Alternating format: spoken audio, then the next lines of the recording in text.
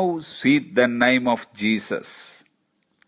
ഇതൊരു മനോഹരമായ ഗാനത്തിന്റെ തുടക്കമാണ്. 1779 ജോൺ ന്യൂട്ടൺ എഴുതിയ ഒരു ആശ്വാസഗീതം.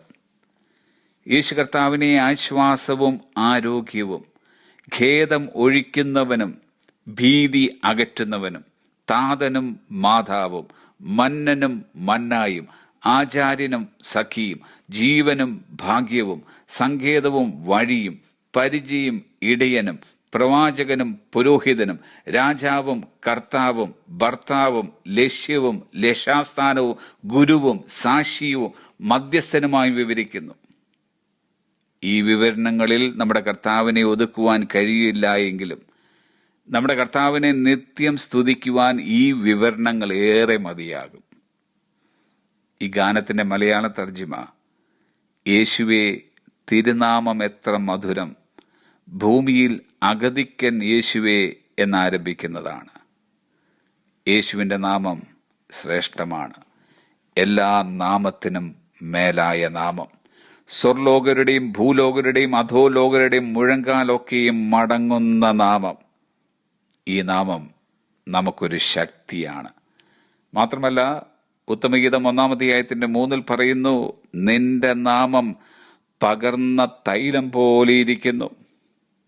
നമ്മുടെ ജീവിതത്തിൽ ഉടനീളം നമ്മൾ ഓരോരുത്തരിലും പകർന്നതായ യേശുവിന്റെ നാമം എന്ന തൈലം ഒരു സൗരഭ്യമായി തീരണം.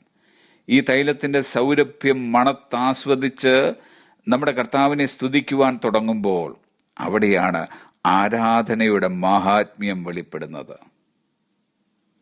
യേശു കർത്താവിന്റെ നാമം ഇത്ര മധുരമാകുവാൻ കാരണം ദൈവം എത്രമാത്രം നമ്മെ സ്നേഹിക്കുന്നു എന്ന് അവന്റെ നാമം നമ്മെ വിളിച്ചറിയിക്കുന്നത് കൊണ്ടാണ്. യേശുവിന്റെ നാമം നമുക്ക് മധുരമെങ്കിൽ പിന്നെ നാം അടങ്ങിയിരിക്കരുത്. ആ നാമത്തെക്കുറിച്ച് നമ്മുടെ വീട്ടുകാരോട്, നാട്ടുകാരോട്, സ്നേഹിതരോട് നമുക്ക് പറയാം. ആ നാമം നമുക്കൊരാവേശമാകട്ടെ, ആശ്വാസമാകട്ടെ, ആരാധനയാകട്ടെ. വില്യം ടിപ്ടോഫ്റ്റ് പറഞ്ഞതത്രേ, if you had 1,000 crowns, you should put them all on the head of Christ. And if you had 1,000 tongues, they should all sing his praise, for he is worthy. നിങ്ങൾക്ക് 1000 കിരീടങ്ങൾ ഉണ്ടെങ്കിൽ അവയെല്ലാം ക്രിസ്തുവിന്റെ തലയിൽ വെക്കണം. നിനക്ക് 1000 നാവുണ്ടെങ്കിൽ അവയെല്ലാം അവനെ സ്തുതിക്കണം, കാരണം അവൻ യോഗ്യനാണ്. Have a blessed day.